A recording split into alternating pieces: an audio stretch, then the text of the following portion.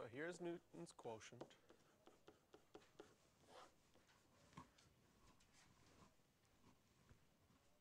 And what it means is you have to plug in first x plus h. It's going to be long. X plus h cubed minus 3x plus h squared plus 2. I'll put that in big square brackets because that's my f of x plus h, minus f of x, and I'll put that in square brackets as well because that's x cubed minus 3x squared plus 2, all over h. Again, our goal with Newton's quotient is to find some way to simplify to factor so that in the end we don't have an h on the bottom, so we're not dividing by 0. And then we'll be able to apply the limit. Unfortunately,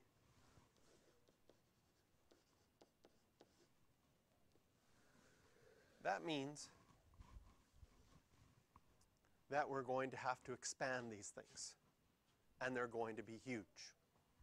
Okay, first of all, just to save a little bit of time, I notice that I'm going to have 2 minus another 2 later on, so I'm going to just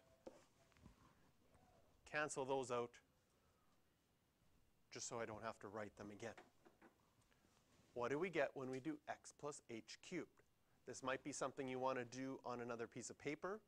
X plus h, x plus h, x plus h. Maybe you remember from Pascal's triangle that you're going to have an x cubed and then an x squared h and then an xh squared and then an h cubed. And the coefficients are going to be 1, 3, 3, 1.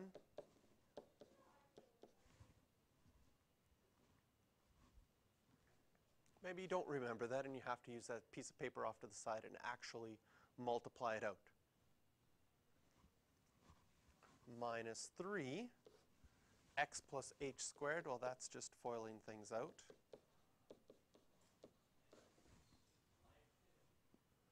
And then if I distribute the negative over here, I'm going to get negative x cubed plus 3x squared.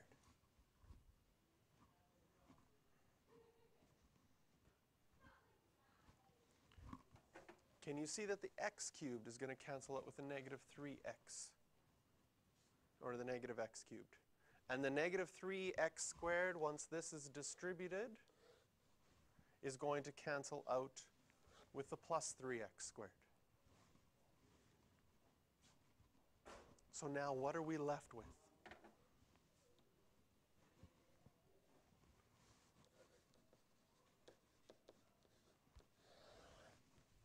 We have a 3x squared h plus a 3xh squared plus an h cubed minus 6xh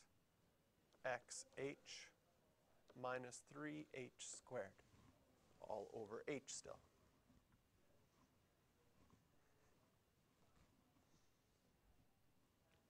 Can you see that now on the top you could factor out an h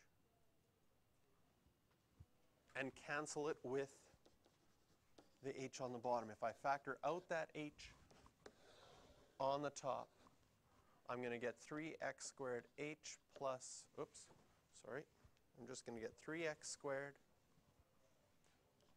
plus 3xh plus h squared minus 6x minus 3h. And now these h's will simplify. And now since we're no longer dividing by 0 when we apply the limit, we can apply the limit, put 0 in for h, and we're left with 3x squared minus 6x.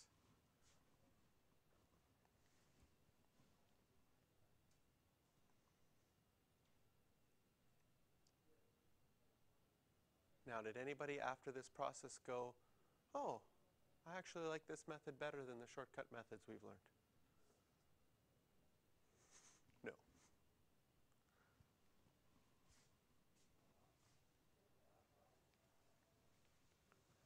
And of course, this is what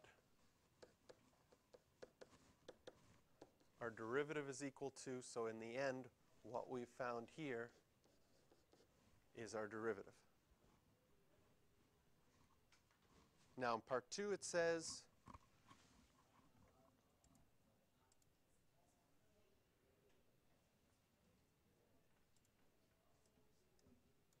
you need me to go back for a second? Hence, find the gradient of the curve of f of x at the point 2, negative 2. So we want to find dy dx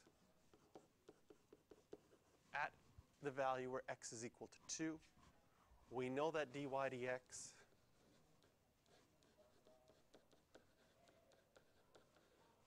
was 3x squared minus 6x.